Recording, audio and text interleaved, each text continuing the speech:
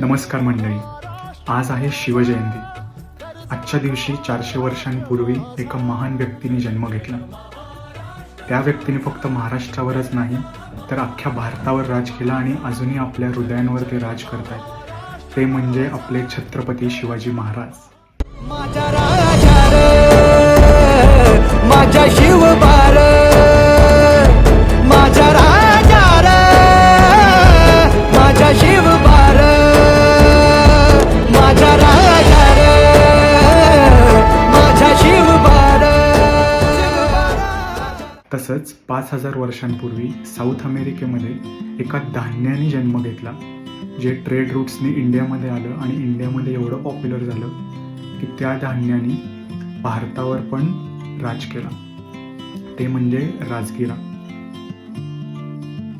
पण मंडळी, आपण महाराजांची शिकवण विसरत गेलो. महाराज आपल्या मनामध्ये कमी आणि घरातल्या फ्रेममध्ये, होल्डिंगवर, गाडीवर इकडे जास्त दिसायला लागले. तसंच आपण हे धान्य राजगिरा हे पण विसरत गेलो. क्विक कॉमर्स, फास्ट डिलिव्हरी, बाहेरचं जंक फूड, फास्ट चेन्स, ह्याच्यामुळे आपण आपल्या घरातले जे महत्त्वाचे धान्य आहेत, जी हेल्दी धान्य आहेत, ते आपण विसरत गेलो. तर आज शिवजयंतीच्या निमित्ताने आपण महाराजांची शिकवण आपल्या आयुष्यात परत आणूया. आणि ही फक्त शिवजयंतीच्याच दिवशीच नाही, तर ही आपण आपल्या रोजच्या दैनंदिन आयुष्यात आपण परत आणूया. जसं की स्वप्न मोठी बघा, सुरुवात छोटी करा, स्वतःवर कॉन्फिडन्स ठेवा, पण तो कॉन्फिडन्स इगो आणि ॲरोगन्समध्ये नका कन्वर्ट होऊ देऊ. आणि तुमचं कॅरेक्टर चांगलं ठेवा, म्हणजे बायकांना, लहानांना, मोठ्यांना, सगळ्यांना डिग्निटीने आणि रिस्पेक्टने ट्रीट करा.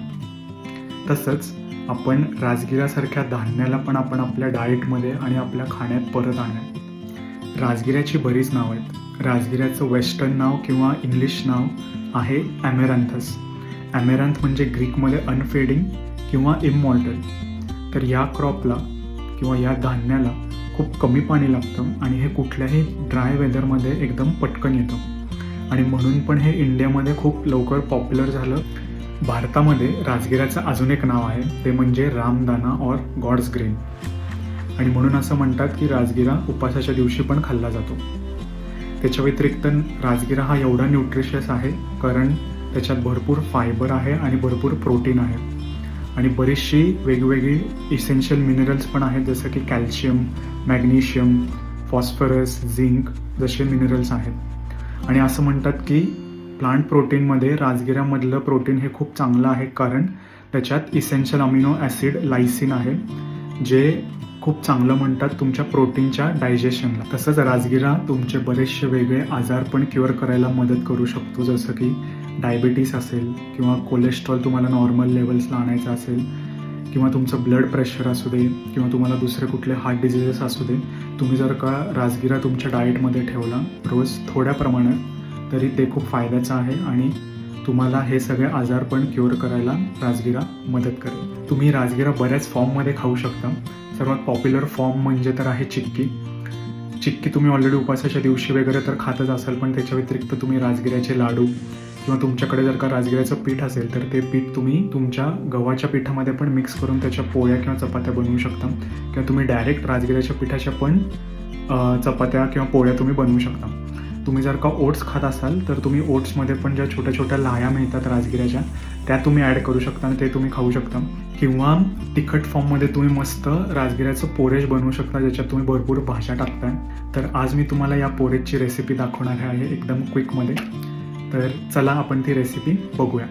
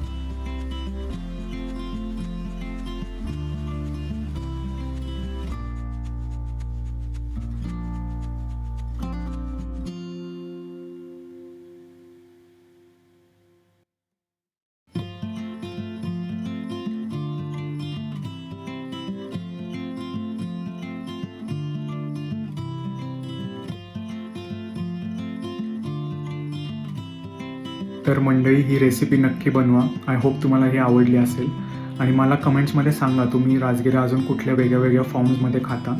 तर परत एकदा आपण आपल्या महाराजांची शिकवण आपल्या आयुष्यात परत आणूयात.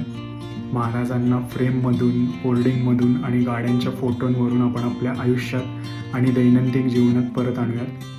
आपल्या मराठी असण्याचा आपण अभिमान ठेवूयात, पण त्या अभिमानाचा कुणाला त्रास नाही होईल ह्याची आपण काळजी घेऊया. छत्रपती शिवाजी महाराज की जय. जय महाराष्ट्र. जय हिंद.